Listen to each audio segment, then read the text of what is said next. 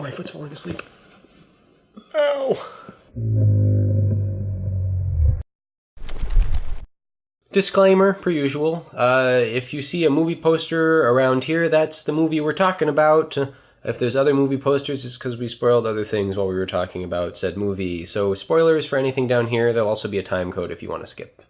So this is a follow-up to your favorite or some of your favorite movies. Yes, they are not my favorites. Yeah, I have the same issue with you where I think of things, it's like, I don't think in terms of favorites. That's a bit, is nebulous the word? It's a bit like, here's a thing, here's some lists, I don't know.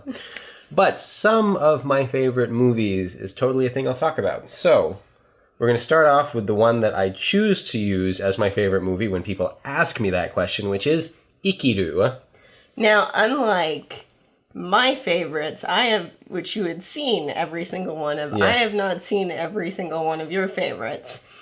It's a little hard because I think you've seen all but one Akira Kurosawa. I have seen all but one. Have not quite been up to seeing that last one because then it means there's no more, and that's a little depressing.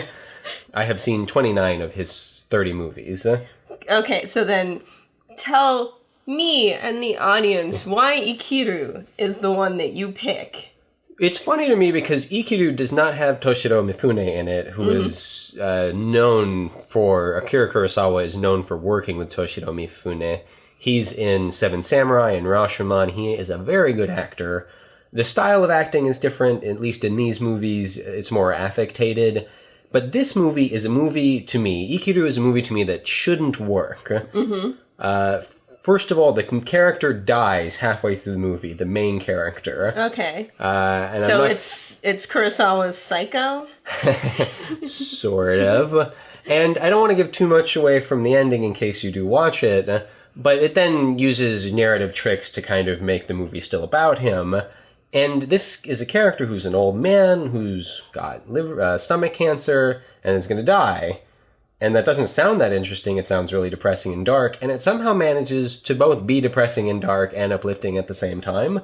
It's this wonderful character study of what is your life really like when you have done nothing meaningful for like 80 years. Or however old that character is supposed to be.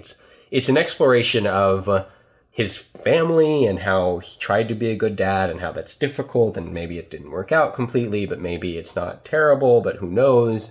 It sounds more domestic than the iconic Kurosawa films, which are like largely gangster or samurai films. Yeah, well, they tend to be more thriller-ish or samurai films. And this one is just about this one guy, and it's about also his search for something. It's about his quest to find something in his last days. And there's something both noble and depressing about that, and it's so well executed in terms of the dialogue and who he meets and how they react to him and how he reacts to other people and how he is kind of creepy in places, but how he's also just really hurting and really trying to find anything. And also how it resolves is poignant in a way to me.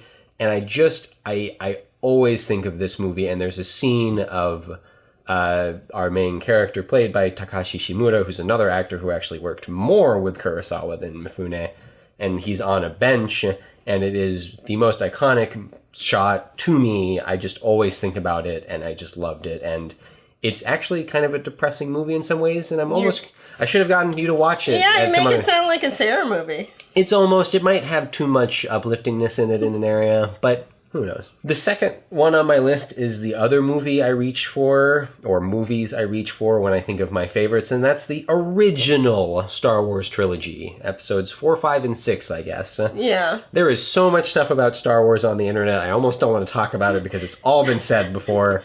For what it's worth, for looking at me. Yes, why does Theo Black choose Star Wars for this list? The original movies, and basically nothing since then, really captured a sense of awe and wonder and adventure that just, it doesn't matter if you're 4, 10, 20, 50, 80, you will probably enjoy it unless you really hate that kind of movie or that kind of thing. Right. The first movie is just the best version of a space adventure movie that I've seen. Yeah. I like it the best. It puts little comments in there like that sort of build the world without like making it this huge thing. There's the whole Han. So I am a firm believer in Han shot first because a part of the fun of the movie is like he's actually kind of a bad guy. He's a real rogue. Yeah, he's an asshole, and he is an asshole. He's not just pretending to be one. And there's good character and good. Luke is really searching for a thing, and there are issues with the movie. Even I think it's sort of the lost and forgotten parents. Is kind of how that movie works. Yeah, but it's fine because it's not trying to be that kind of more serious look at that. It's more supposed to be adventure fun. It's the easiest movie for me to put on and watch, and I have a VHS copy of it, and I'd rather watch that. And it has to do with the story and not the quality of it, because it looks like shit now, but. And then The Empire Strikes Back is just my favorite of the original three. I think if it wasn't for that movie, we wouldn't think of the original trilogy the way we do, because it's really... It's the best of It's the best of the three. It subverts the genre in a way, and it subverts that kind of story, and there's a lot of subversion in it that they haven't really done since in the Star Wars universe.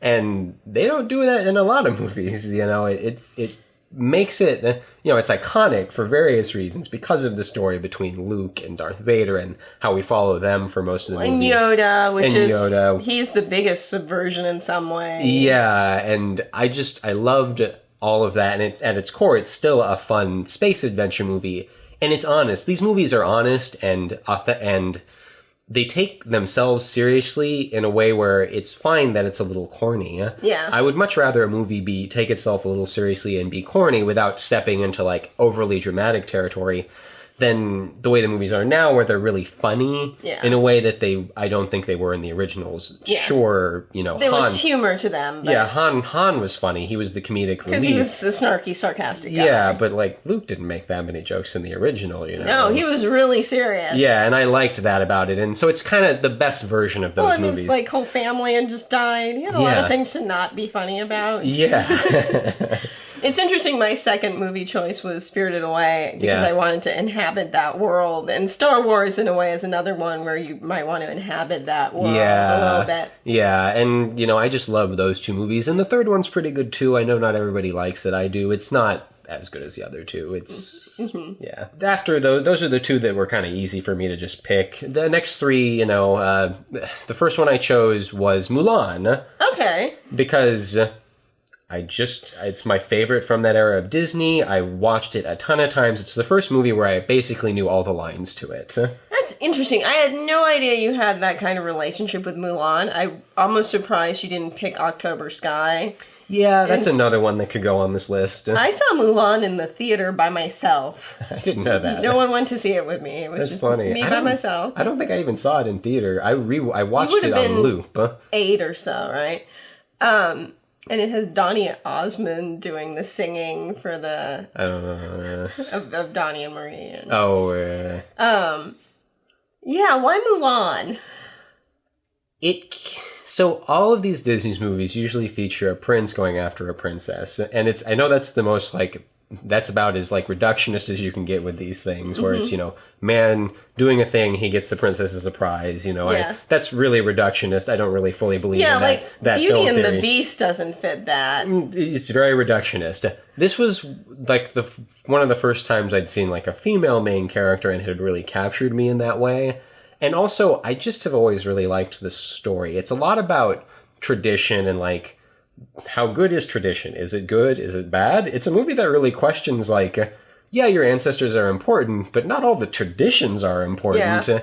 It's not, because it's, she has to basically pretend to be a man, which is kind of awful in a lot of ways. Yeah. And I don't think, and the movie makes... A little problematic. But I don't think the movie is unaware of that. Yeah. It could be more on top of that if it wanted, but...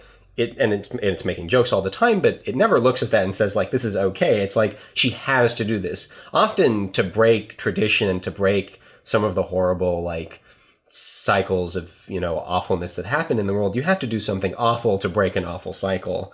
And so it works for me in that way. And I just have always I liked all the songs, and I like that, I know people... I've read articles where people say, well, the man still gets the princess in the end, and I just totally don't get that, because to me... she kind of gets the prince, but really, she's just awesome, and he's like, you're awesome, and she's like, yeah, you're fine too. And then that's kind of how the movie ends. And so I always just liked that it wasn't this big thing. Yeah, I don't remember the ending well enough. Yeah, I mean, it's really a small ending, you know. Yeah. It captures that essence of young Theo, and it occupies a special place for kind of being a movie that also subverted my expectations to a degree, and also has a really strong main character, and I like the themes of tradition and breaking it. The next one on my list is an old classic that I saw once, and I actually haven't rewatched a ton, but I think I still own a copy of it. It's one of the few DVDs I still own, I think. Sunset Boulevard. I was surprised to see this on your list because, not because it's not a good movie, I've never heard you talk about it that much. I like film noir, and Sunset Boulevard isn't exactly film noir, but it's sort of on the peripheral of that genre. And I like it because if you really think about what's happening in this movie, it's awful. You know, it's funny because my movies, I like depressing movies too. But it does it in such a creative way where it's really just this guy who needs a break. He gets a break. That break turns out to be awful. Yeah. The results of that break are awful. And it's about how horrible Hollywood is. And there still aren't that many movies that really cover that, you know, and I liked a lot of the shot choices and the character choices and seeing the old waxworks and how that's a commentary kind of on how, even at that stage, and this was a movie from the 50s, they were already forgetting about stuff from the 30s and 20s. Yeah. You know? Well, the silent era was such a particular era. Yeah. Because the sound era just wiped it out. Yeah. And I feel like only now, just about 100 years later, over 100 years later, are we actually interested in silence in a real strong way again? Yeah, history does that thing. It's cyclical like anything else, and we are reinvesting ourselves in Buster Keaton and, you know, Charlie Chaplin and all these silent stars. Well, and Buster Keaton's in Sunset Boulevard. He is one of the old waxworks guys.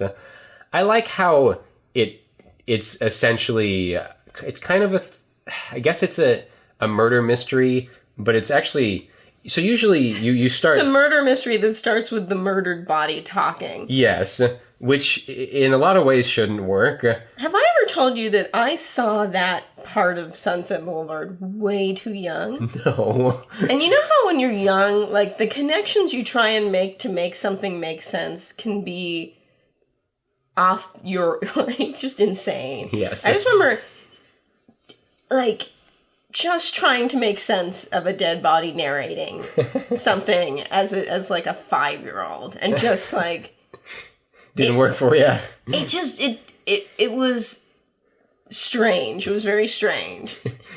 Usually you start movies in media res, or that's the way I like them, where we're already in the thick of things. We don't have to spend too much time on backstory. This is kind of the reverse of that, where you tell the story before it happens. Because for most murder mysteries, they start with the murder. They don't end with it. Yeah. Whereas this ends with the murder, but it's still kind of a murder mystery, thriller, romance, something or other. And I enjoy, again, subversion. Apparently I like movies that are subversive. Like you, I guess. All of your choices were basically subversions of a sort. Huh? Yeah, they were also, like, carefully constructed. Yeah. And I don't know about Ikiru, but I wouldn't necessarily call Mulan. No, it's not. I don't have that. That's not as carefully constructed necessarily. But Sunset Boulevard is very carefully constructed, and the dialogue and the writing in it is so good. Yeah, well, and the whole, just like how far it goes in like showing the madness of loneliness and of really stardom and what it's like to be somebody that matters and then doesn't. Yeah. Like, and how that really warps people in a way. Like, there's that level of it that I like. Well, it's interesting. Sometimes you see movies and you think, why did they make that choice? Or you think of different choices they could have made, different way they could have played the scene or something. But Sunset Boulevard is one of those ones where it's like, everything feels absolutely right. Yeah. It's almost surprise. It's like the gold standard. It's like the epitome. It's every choice makes perfect sense. Which is kind of wonderful because it's a movie, it's got great writing and it's about a writer ultimately. Yeah. The last movie is a movie that I saw and really, I have actually like one huge complaint with it, but otherwise it's just this amazing thing to me when I saw it. Chung Express. Which I know is a Wong Kar-wai film, and Barry Jenkins, who did Moonlight, really likes it. And that's what I know about it. It's another movie to me that shouldn't work. Because it's kind of told in two separate parts, kind of about two different people. But the through line is it's about relationships and love. And it's also about, like, obsession, maybe, and it's about men. So I feel like it's kind of it's a movie where if, you know, I don't care much for the, like, this is a man's movie, this is a woman's movie. This is a movie that's specific enough sort of to men that I could see it being geared towards a male audience in a way that other movies aren't. Mm-hmm. And I just really got into the whole... There's lots of funny things that happen in it. Like this guy buys pineapple slices from a particular date when they expire because it has to do with this girl that broke up with him. And it's like all kind of twisted like that. I just saw Let the Sun Shine In. So spoilers for that real quickly. I didn't like it. It was about a woman who wanders around and men tell her what to do and manipulate her, and that's kind of what it felt like, and I didn't care for it. Now, yeah. This is a movie where men obsess over women in just kind of this really quiet, thoughtful, sometimes bad, mostly neutral way, and it explores relationships and romance in a way that Let the Sunshine wanted to. Okay. And I really liked how it does that, and the level of care it takes towards putting these characters together, literally in their interactions, but also just in, like, when they're together, what they do. Like, this guy takes off a woman's shoes at one point, and it's actually kind of important to the story because of how he views women. Yeah. And his interaction with them. And so I just got, there's lots of depth to it, I guess. Mm-hmm. This is a movie full of depth. Not sure Mulan necessarily, you know, like, it's that's maybe there's a dichotomy there. But I like this one because it's so full of depth, you know. Yeah, I'd be curious to see it. Wong Kar-wai is on my list as someone who I don't think I've seen any of his films. I want to see. Seen one other film of his. In the Mood for Love was a big one of his too. That was a huge one of his. I've seen the first movie he made, which I can't remember the name of. Here it is, I guess. Yeah. The one complaint I have about this, since I mentioned it earlier, here I'll say it. He repeats music in 2 or 3 scenes, and it's the same song, and it changes slightly, I think. And I did not care for that choice. But otherwise, I'm forewarned now. You are forewarned. All right, you now have a greater insight to our brains. I don't have any greater insight into his brain. I don't know. You've got to watch the movies. That's true. If you have suggestions for other things for us to talk about, or if you want to talk about some of your favorites movies in the comments down below, you should do that. You can also like this video. You can also subscribe to see more from us. You can do a lot of things, and you should. Just know that I will judge you based on your favorite movies. She's not even lying.